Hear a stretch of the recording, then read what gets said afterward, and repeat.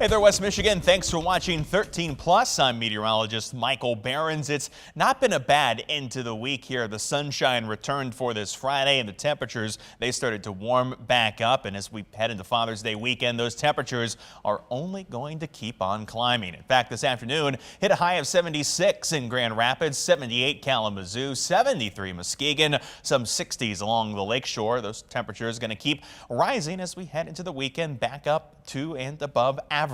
That temperature today, while it was below average, still fell within our 3-degree guarantee. Told you 79, hit 76. That's just inside 3. Accuracy streak now at 3 days in a row with just 2 misses in the last month of forecasting. When it comes to tomorrow, you should expect warmer weather ahead. That's why 13 Weather Ball is lit up in red. View of that 13 Weather Ball, of course, sponsored by Countryside Greenhouse of Allendale. We're looking at temperatures just past 10 o'clock that were still in the 60s for a good chunk of West Michigan, but 50s were on the lakeshore. Most of us will drop into the 50s tonight. Of course, dew points that are in the low to mid 50s will hold the temperatures up some in the overnight hours. Winds out there will be light as we head through tonight. Most of us have already gone calm across the region, but still about a 3 to 10 mile per hour wind possible as we head through this evening, mostly coming in from the north. When it comes to the next 24 hours, we'll drop down to low 50s overnight tonight with clear skies. We'll see mostly clear skies to sunny skies as we head through the day tomorrow. A lot of sunshine to get out and enjoy as temperatures push into the low 80s for highs tomorrow. We'll start the day around 51, push to 81 by the afternoon. That haze from the wildfires up north will still be around both Saturday and Sunday. Mostly sunny, warm and hazy on Sunday, Father's Day, of a high of 84.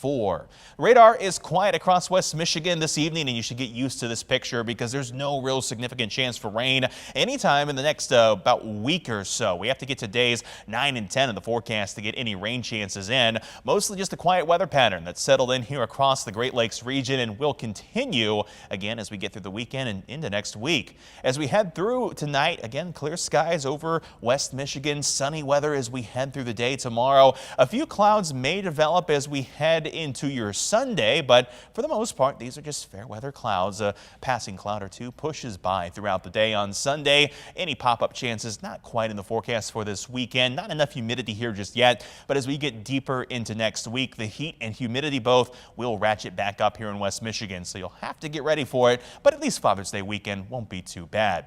Your tomorrow forecast is looking at temperatures hanging around in the 70s on the lakeshore with sunny skies, and again, hazy conditions out there. Will be in the upper 70s to right around the low 80s for our northern counties, with temperatures that'll push into the low 80s for Grand Rapids down to Kalamazoo. 13 on your side, 10-day outlook. Temperatures hit the mid-80s as we head into the work week ahead. We'll get to the upper 80s by the first day of summer. The humidity comes in on Wednesday as well and sticks around through the end of the forecast. 90s come in for Thursday and beyond. Our only storm chances come again days 9 and 10. Next Sunday and Monday could see some showers and storms return to the region. The 13 on your side beach and boating forecast, sponsored by AAC Credit Union.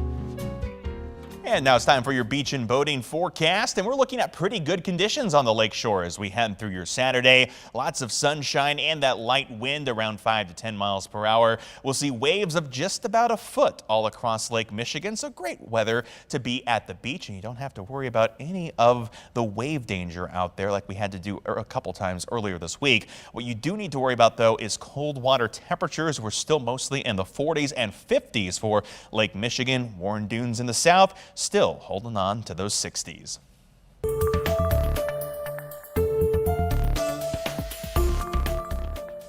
And last night we showed you this video that's behind me where the hail in Howell, Michigan fell like snow, piling up to almost 2 inches of hail when it was all said and done. And that was just the beginning of a wild night of weather all around the nation and here in Michigan. This is a view of some of the damage in Monroe County. The National Weather Service says the damage survey confirmed an EF1 tornado touched down there last night. Winds reportedly ranged from 70 miles per hour to 90 miles per hour, and it lasted for 4.5 miles. The damage was mostly large tree limbs down, as you can see here in this aerial view. Of course, that was just part of a series of powerful tornadoes and storms that were hitting all around the country this week. Since Wednesday, there have been at least 24 reported tornadoes across the South and the Plains. One of those powerful tornadoes claiming the lives of 3 people in the Texas Panhandle. ABC News' Melissa Adan has the latest.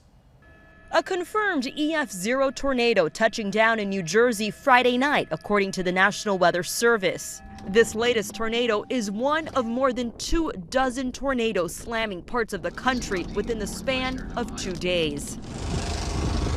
The National Weather Service determining a deadly EF2 tornado with damaging winds of at least 111 miles per hour struck the small Texas Panhandle town of Perryton.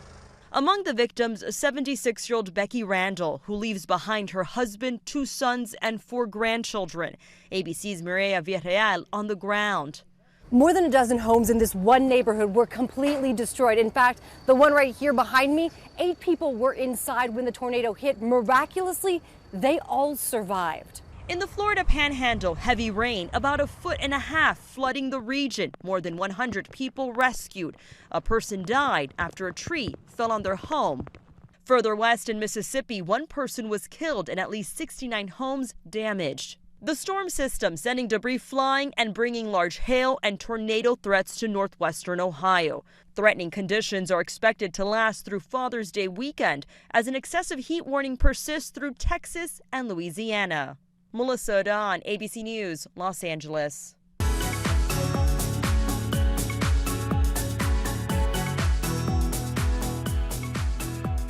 And with the first day of summer under a week away, spending time outside in the nice weather is one of the perks of living in West Michigan. However, that perk does come with a known pest. That would be the ticks. Meteorologist Blake Hansen reports on how homeowners can mitigate tick exposure in their own backyards.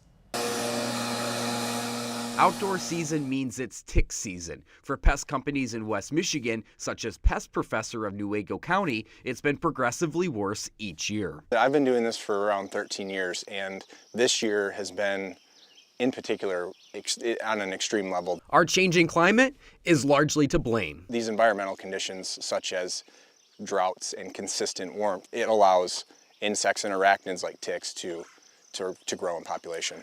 Homeowners do have options to reduce any tick encounter. Keeping your lawn short and that you are preventing maybe bushes and trees from overgrowing your lawns, etc. Those are going to be very important mechanical and cultural controls in which you can practice. There's also biological control. By biological controls, I mean, for example, we have chickens. So these chickens they will just be voracious in attacking any insects and bugs on the ground and arachnids, but in particular, they'll go after ticks. Pesticides, professional or at home, have options too. There are 2 different kind of methodologies that you can attack treating pest management when you start to use pesticides. The first one could be conventional use pesticides, which are synthetic. They're a little more impactful on the environment. There's also using more sustainable, environmentally friendly pesticides, which we also do with our company, and they're not going to last as long in the environment that they're applied because they're a natural product. No matter the choice, it's important to remain mindful after being outside. And some other advice for this summer to avoid tick-infested areas. Use a chemical repellent with DEET, permethrin, or picaridin, and wear tight-fitting clothing. Tuck your pants legs into your socks, and remember to do a tick check that includes kids and pets.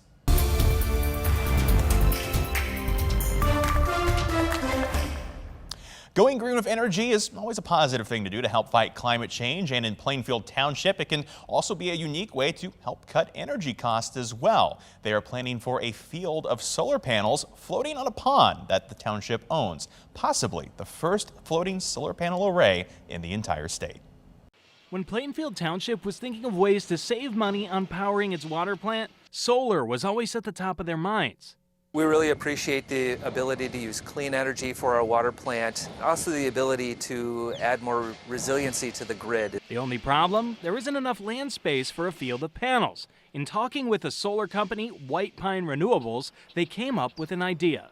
They jokingly said, well, we've done a floating installation before. And we said, well, that's great because we own a pond next to the plant. That pond will now be home to $2 million worth of solar panels, fully powering the water plant nearby. Water plants use a tremendous amount of power to treat the water and send it out into the system. And we use more power in the summer than we do in the winter. So solar panels can really offset some of that. A project that will save the township money, not just in the immediate future, but for decades to come.